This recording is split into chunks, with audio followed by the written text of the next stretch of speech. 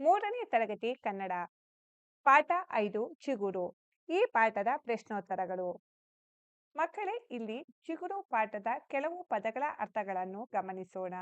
ಪದಗಳ ಅರ್ಥ: ಲೇಖನ, ಬರವಣಿಗೆ, ಬರಹ, ಪರಿಶೀಲಿಸು, ಸೂಕ್ಷ್ಮವಾಗಿ ಗಮನಿಸು, ಉತ್ತಮ, ಶ್ರೇಷ್ಠ, ಪ್ರಕಟಿಸು, ಗ್ರಂಥ, ಲೇಖನ ಮುಂತಾದವನ್ನು ಪ್ರಕಾಶನಕ್ಕೆ ತರು, ಕುತೂಹಲ, ಅಚ್ಚರಿ, ಸರಾಗವಾಗಿ, ಸುಲಭವಾಗಿ, ಚರ್ಚೆ, ಪರ್ಯಾಲೋಚನೆ, ಸಲಹೆ, ಸೂಚನೆ, ಶುಭಾಷಿತ, ಒಳ್ಳೆಯ ಮಾತು, ನೀತಿವಾಕ್ಯ. ಟಿಪ್ಪಣಿ: ಸಂಪಾದಕ ಮಂಡಳಿ, ಸುದ್ದಿಯನ್ನು ಪರಿಷ್ಕರಿಸಿ ಪ್ರಕಟಿಸುವ ತಂಡ, ಶಾಲಾ ಪತ್ರಿಕೆ, ಶಾಲೆಯಿಂದ ಹೊರತರುವ ಪತ್ರಿಕೆ, ಸ್ವರಚಿತ, ತಾವೇ ರಚಿಸಿದ, ನಗೆಹನಿ, ನಗುವನ್ನುಂಟು ಮಾಡುವ ಚುಟುಕದ ಮಾತು ಅಥವಾ ಬರಹ, ಚುಟುಕ, ಅಂಕಣದಿಂದ ಕೂಡಿದ ಚಿಕ್ಕ ಪದ್ಯ, ಕಪ್ಪು ಹಲಗೆ, ಬರೆಯುವುದಕ್ಕಾಗಿ ಕಪ್ಪು ಬಣ್ಣ ಹಚ್ಚಿರುವ ಗೋಡೆಯ ಭಾಗ ಅಥವಾ ಹಲಗೆ. ಅಭ್ಯಾಸ: ಮುಖ್ಯ ಪ್ರಶ್ನೆ 1. ಒಂದು ವಾಕ್ಯದಲ್ಲಿ ಉತ್ತರಿಸು. ಪ್ರಶ್ನೆ 1. ಶಾಲಾ ಪತ್ರಿಕೆಯ ಹೆಸರೇನು? ಉತ್ತರ: ಶಾಲಾ ಪತ್ರಿಕೆಯ ಹೆಸರು ಚಿಗುರು.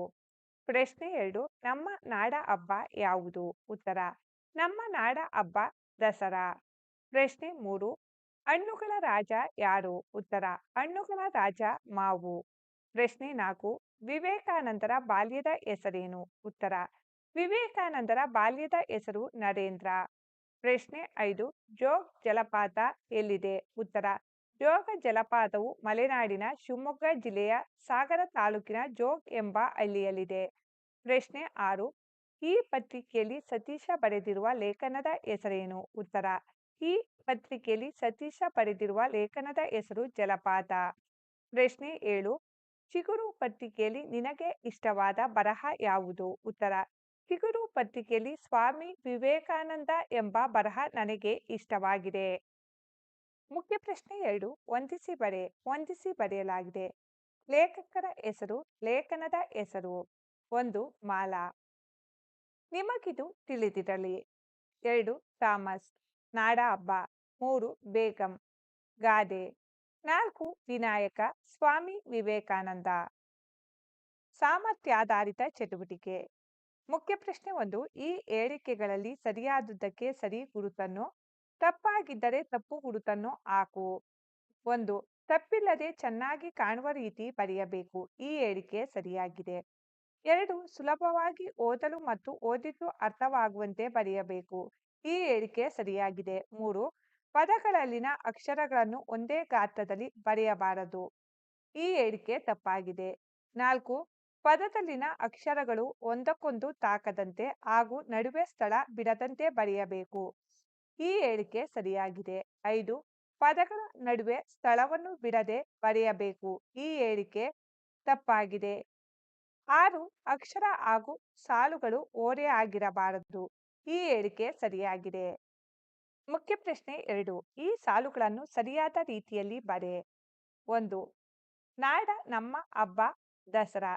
ಸರಿಯಾಗಿ ಜೋಡಿಸಿರುವ ವಾಕ್ಯ ಈ ರೀತಿಯಾಗಿದೆ: ನಮ್ಮ ನಾಡ ಹಬ್ಬ ದಸರಾ. 2. ಮಾತು ಜಗಳವಿಲ್ಲ ಬಲ್ಲವನಿಗೆ. ಸರಿಯಾಗಿ ಜೋಡಿಸಿರುವ ವಾಕ್ಯ: ಮಾತು ಬಲ್ಲವನಿಗೆ ಜಗಳವಿಲ್ಲ. 3. ರಾಜ್ಯ ನಮ್ಮ ಕರ್ನಾಟಕ. ಸರಿಯಾಗಿ ಜೋಡಿಸಿರುವ ವಾಕ್ಯ: ನಮ್ಮ ರಾಜ್ಯ ಕರ್ನಾಟಕ. 4. ಹಣ್ಣುಗಳ ಮಾವು ರಾಜ. ಸರಿಯಾಗಿ ಜೋಡಿಸಿರುವ ವಾಕ್ಯ: ಹಣ್ಣುಗಳ ರಾಜ ಮಾವು. ಮುಖ್ಯ ಪ್ರಶ್ನೆ 3. ಚಿಗುರು ಪತ್ರಿಕೆಯಲ್ಲಿರುವ ಶುಭಾಷಿತವನ್ನು ನೀನು ಒಂದು ಅಂಕಣದಲ್ಲಿ ಬರೆ, ಮತ್ತೊಂದರಲ್ಲಿ ಸ್ನೇಹಿತರಿಂದ ಬರೆಸು. ನಂತರ ಕೆಳಗಿನ ಪ್ರಶ್ನೆಗಳಿಗೆ ಉತ್ತರಿಸು. ಅಂಕಣ: ನಿನ್ನ ಹೆಸರು. ಸಿಂಚನ: ಪತ್ರಿಕೆಯಲ್ಲಿರುವ ಶುಭಾಷಿತ. ತ್ಯಾಗ, ಪ್ರೀತಿ, ಕರುಣೆ ಮತ್ತು ಪ್ರಾಮಾಣಿಕತೆಯೇ ನಿಜವಾದ ಶಿಕ್ಷಣ. ನಿನ್ನ ಸ್ನೇಹಿತ ಅಥವಾ ಸ್ನೇಹಿತೆಯಿಂದ ಮತ್ತೊಮ್ಮೆ ಈ ಶುಭಾಷಿತವನ್ನು ಬರೆಸು. ಸ್ನೇಹಿತನ ಹೆಸರು ರವಿ. ಶುಭಾಷಿತ: ತ್ಯಾಗ, ಪ್ರೀತಿ, ಕರುಣೆ ಮತ್ತು ಪ್ರಾಮಾಣಿಕತೆಯೇ ನಿಜವಾದ ಶಿಕ್ಷಣ. ಪ್ರಶ್ನೋತ್ತರಗಳು. ಪ್ರಶ್ನೆ 1. ಯಾರ ಬರಹ ಚೆನ್ನಾಗಿದೆ? ಉತ್ತರ: ಸಿಂಚನಾಳ ಬರಹ ಚೆನ್ನಾಗಿದೆ. ಪ್ರಶ್ನೆ 2. ಬರಹ ಚೆನ್ನಾಗಿದೆ ಎನ್ನಲು ಒಂದು ಕಾರಣ ಕೊಡು. ಉತ್ತರ: ತಪ್ಪಿಲ್ಲದೆ ದುಂಡಾಗಿ ಬರೆದಿರುವಳು ಮತ್ತು ಲೇಖನ ಚಿಹ್ನೆ ಬಳಸಿರುವಳು. ಪ್ರಶ್ನೆ 3. ಬರಹ ಚೆನ್ನಾಗಿಲ್ಲ ಎನ್ನಲು ಒಂದು ಕಾರಣ ಕೊಡು. ಉತ್ತರ: ಬರಹ ಚೆನ್ನಾಗಿಲ್ಲ ಎನ್ನಲು ಕಾರಣ ಲೇಖನ ಚಿಹ್ನೆಗಳನ್ನು ಬಳಸಿಲ್ಲ. ಮುಖ್ಯ ಪ್ರಶ್ನೆ 4. ಈ ವಾಕ್ಯಗಳನ್ನು ನಕಲು ಮಾಡು. ವಾಕ್ಯಗಳು: ಕೋಗಿಲೆಯ ಗಾನ ಇಂಪು ಮಾಡಿ ತುಣ್ಣೋ ಮಹಾರಾಯ. ಈ ವಾಕ್ಯಗಳನ್ನು ದುಂಡಾಗಿ ನಕಲು ಮಾಡಿ ಬರೆಯಿರಿ ಮಕ್ಕಳೇ. ಮುಖ್ಯ ಪ್ರಶ್ನೆ 5. ಈ ಕಮಾನಿನಲ್ಲಿ ನಿನ್ನ ಹೆಸರನ್ನು ಬರೆ. ನಾನು ಇಲ್ಲಿ ಸಿಂಚನ ಎಂಬ ಹೆಸರನ್ನು ಬರೆದಿದ್ದೇನೆ. ಮಕ್ಕಳೇ, ಇಲ್ಲಿ ಈ ಕಮಾನಿನಲ್ಲಿ ನಿಮ್ಮ ಹೆಸರನ್ನು ಬರೆಯಿರಿ. ಮುಖ್ಯ ಪ್ರಶ್ನೆ 6. ಚುಕ್ಕಿ ಚಿನ್ನ ಶಾಲಾ ಪತ್ರಿಕೆಗೆ 3 ಸಾಲುಗಳ ಒಂದು ಲೇಖನವನ್ನು ಶುದ್ಧ ಬರಹದಲ್ಲಿ ಬರೆ. ಲೇಖನ: ನಮ್ಮ ಶಾಲೆ ತುಂಬಾ ಸುಂದರವಾಗಿದೆ. ಇಲ್ಲಿ ಒಳ್ಳೆಯ ಶಿಕ್ಷಕರು ಮತ್ತು ಸ್ನೇಹಿತರು ಇರುತ್ತಾರೆ. ನಾವು ಇಲ್ಲಿ ಓದುತ್ತೇವೆ, ಆಟವಾಡುತ್ತೇವೆ ಮತ್ತು ಹೊಸದನ್ನು ಕಲಿಯುತ್ತೇವೆ. ಮಕ್ಕಳೇ, ನಿಮಗಿದು ತಿಳಿದಿರಲಿ. ಕೈ ಬರಹದ ಒಂದು ಪದದಲ್ಲಿನ ಯಾವುದೇ ಅಕ್ಷರವನ್ನು ಗುರುತಿಸಲು ಸಾಧ್ಯವಾಗದಿದ್ದಾಗ ಆ ಅಕ್ಷರದ ಹಿಂದಿನ ಮುಂದಿನ ಅಕ್ಷರಗಳನ್ನು ಆಧರಿಸಿ ಅದು ಯಾವ ಅಕ್ಷರ ಎಂದು ಗುರುತಿಸಬಹುದು. ವಾಕ್ಯದಲ್ಲಿನ ಒಂದು ಪದ ಗೊತ್ತಾಗದಿದ್ದರೆ ಆ ಪದದ ಹಿಂದಿನ ಮುಂದಿನ ಪದಗಳನ್ನು ಆಧರಿಸಿ ಅದು ಯಾವ ಪದ ಎಂದು ಗುರುತಿಸಬಹುದು. ಒಂದು ವಾಕ್ಯವೇ ಗೊತ್ತಾಗದಿದ್ದರೆ ಆ ವಾಕ್ಯದ ಹಿಂದಿನ ಮುಂದಿನ ವಾಕ್ಯದ ಸಹಾಯದಿಂದ ಗುರುತಿಸಬಹುದು. ಭಾಷಾಭ್ಯಾಸ.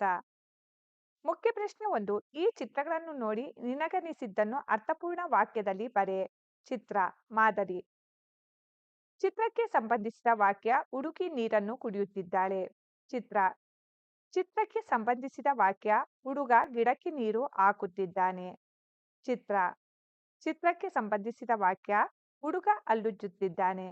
ಚಿತ್ರ: ಈ ಚಿತ್ರಕ್ಕೆ ಸಂಬಂಧಿಸಿದ ವಾಕ್ಯ ಈ ರೀತಿಯಾಗಿದೆ: ಪ್ರಯಾಣಿಕರು ಬಸ್ಸು ಹತ್ತುತ್ತಿದ್ದಾರೆ. ಚಿತ್ರ: ಈ ಚಿತ್ರಕ್ಕೆ ಸಂಬಂಧಿಸಿದ ವಾಕ್ಯ: ಹುಡುಗಿ ಹಗ್ಗದ ಆಟವನ್ನು ಆಡುತ್ತಿದ್ದಾಳೆ. ಚಿತ್ರ: ಚಿತ್ರಕ್ಕೆ ಸಂಬಂಧಿಸಿದ ವಾಕ್ಯ: ಮೊಲವು ಹುಲ್ಲನ್ನು ತಿನ್ನುತ್ತಿದೆ. ಭಾಷಾ ಚಟುವಟಿಕೆ. ಮುಖ್ಯ ಪ್ರಶ್ನೆ 1. ಗಾದೆಗಳನ್ನು ಓದಿ ತಿಳಿ. ಗಾದೆಗಳು: 1. ಆಪತ್ತಿಗಾದವನೇ ನೆಂಟ. ಆಪತ್ತಿಗಾದವನೇ ನೆಂಟ. 2. ಮಾತು ಬೆಳ್ಳಿ ಮೌನ ಬಂಗಾರ. ಮಾತು ಬೆಳ್ಳಿ ಮೌನ ಬಂಗಾರ. 3. ಅತಿ ಆಸೆ ಗತಿ ಕೇಡು. ಅತಿ ಆಸೆ ಗತಿ ಕೇಡು. 4. ಆಳಾಗಿ ದುಡಿ ಅರಸಾಗಿ ಉಣ್ಣು. ಆಳಾಗಿ ದುಡಿ ಅರಸಾಗಿ ಉಣ್ಣು. ಭಾಷಾ ಚಟುವಟಿಕೆಯ ಮುಖ್ಯ ಪ್ರಶ್ನೆ 2. ಸರಿಯಾದ ಪದವನ್ನು ಆರಿಸಿ ಗಾದೆಯನ್ನು ಪೂರ್ಣ ಮಾಡು. ಪದಗಳು: ಯುಕ್ತಿ ಮೇಲು ಜುಟ್ಟಿಗೆ ಮಲ್ಲಿಗೆ ಹೂವು ಕೋಣ ನೀರಿಗೆ ಎಳೆಯುತ್ತೆ ಮಹಾರಾಯ. 1. ಮಾಡಿ ತುಣ್ಣೋ ಮಹಾರಾಯ. 2. ಎತ್ತು ಏರಿಗೆ ಎಳೆದರೆ ಕೋಣ ನೀರಿಗೆ ಎಳೆಯುತ್ತೆ. 3. ಹೊಟ್ಟೆಗೆ ಇಟ್ಟಿಲ್ಲ ಜುಟ್ಟಿಗೆ ಮಲ್ಲಿಗೆ ಹೂವು. 4. ಶಕ್ತಿಗಿಂತ ಯುಕ್ತಿ ಮೇಲು. ಭಾಷಾ ಚಟುವಟಿಕೆಯ ಮುಖ್ಯ ಪ್ರಶ್ನೆ 3. ಈ ಪದಗಳನ್ನು ಸರಿಯಾದ ರೂಪದಲ್ಲಿ ಬರೆ. ಪದಗಳು: ಕುತೂಹಲ. ಸರಿಯಾದ ರೂಪ ಕುತೂಹಲ. ಶಿಕ್ಷಕ. ಸರಿಯಾದ ರೂಪ ಶಿಕ್ಷಕ. ಜಾಲಪಾತ. ಸರಿಯಾದ ರೂಪ ಜಲಪಾತ. ನೀಡುಗಟ್ಟು. ಸರಿಯಾದ ರೂಪ ನುಡಿಗಟ್ಟು.